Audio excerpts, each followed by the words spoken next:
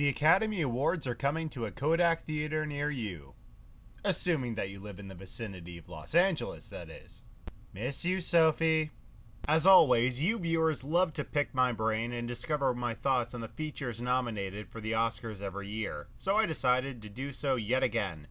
But there's one tiny issue that complicates things a little.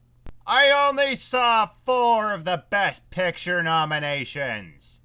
I tried especially hard this year to keep a lookout for anything with Oscar buzz, especially now that they quickly realized 10 Best Picture nominations was a ridiculous quota. And unfortunately, quite a bit slipped under my radar. So I'll still tell you my thoughts on the films I did have the pleasure of viewing in 2011 that have become the candidates for the best and brightest. And you'll get a second video about my picks for this year's Oscar snubs. First Best Picture nomination I want to talk about is Moneyball, and every time I finish analyzing this movie, whether it be for the 3rd or 4th time, it all gets broken down to a final question. Why? I'm far from one to push aside an underdog sports film at the Oscars, but that's just it. This isn't your father's underdog sports movie. It's about the manager of a baseball team who focuses on the franchise and how it revolutionizes the industry. Except in the end, it proves to be a short-lived scheme that burns out by the end of the season. I won't ignore that this is a different way of approaching a sports movie, but even the script is addressing the fact that aside from a new strategy, the movie's offering little else to fill your appetite. The Blind Side had more merit of winning Best Picture. Brad Pitt nominated for Best Male Lead. Jonah Hill's got a better chance of winning Best Supporting Actor, and this guy's swimming with the sharks in his category.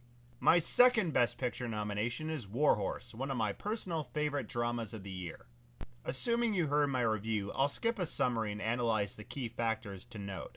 While I think DreamWorks is to be commended for pushing the envelope, in retrospective, it is noticeable that this feature is being held back from its full potential. I think that's why Steven Spielberg was brought in for director to help give the movie that extra needed boost. Now, of all the nominated films I've seen this year, this movie is the richest in production value. The costumes, the art department, and lighting are particularly worth examining in this picture. But does the story itself make such an impression? Well, that's where you're going to have to draw a line in the sand.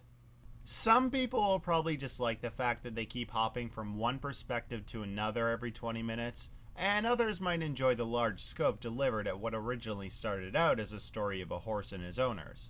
War Horse breaks away from your expectations, but I just can't shake the feeling that it won't be getting the Best Picture award this year. Sorry, Joey, but you had a good run. Well, let's talk about my favorite movie to get a Best Picture nomination this year. The film that everybody practically pounded on my door for months asking, "Did you see The Help yet? Did you see The Help yet?" Well, I did, and I loved it. Whereas I believe Moneyball to be an unconventional sports movie that'll probably be forgotten in about 5 years, I consider The Help to be an unorthodox civil rights movie that shows more than it does tell. Through a book that exposes the hushed-up treatment of black maids during the 1950s, The Help presents the dark side of this employment without turning a reporter into a white woman warrior. The cast is made up of actors who have gotten a lot of attention over the past 2 or 3 years, but saved some of their best performances for this ensemble. As far as I'm concerned, Viola Davis has already won the award for leading actress. I'd rewatch the movie just to analyze another layer of her character. Jessica Chastain probably won't win Best Supporting Actress because, from what I've gathered, it's a decent tie between Berenice Bejo and Janet McTeer. And as for Octavia Spencer, I just didn't see the magic in her role, even if one scene had me laughing for days. So I'll be backing up The Help all the way till the end of February, but if the Academy overlooks it in favor of the following nomination I'm about to talk about, I won't be surprised. Everybody loved it, everybody's praising it, and now everybody expects it to win. You know what I'm talking about, The Descendants. What would the Academy Awards be without a George Clooney nomination? Alright, I'll stop being harsh. I found his character a very relatable protagonist, which, if you've seen some of Clooney's previous Oscar-nominated roles, is actually saying a lot. But in retrospective of the film, I think I may have lacked sharper notice of some of the key things that made this movie quite moving. A variety of moral conflicts are thrown into this family's problems that you just can't help but wonder what you would have done if you were on that side.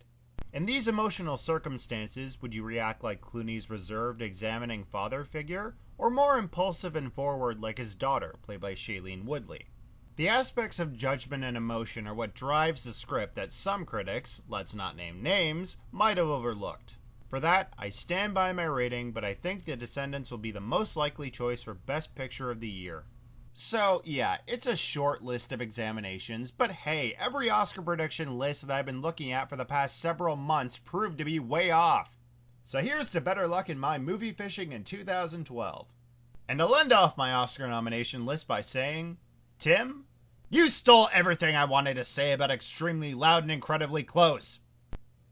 Oh, who could stay mad looking at that buttery good face of yours? Come on, do your Andrew Garfield impression.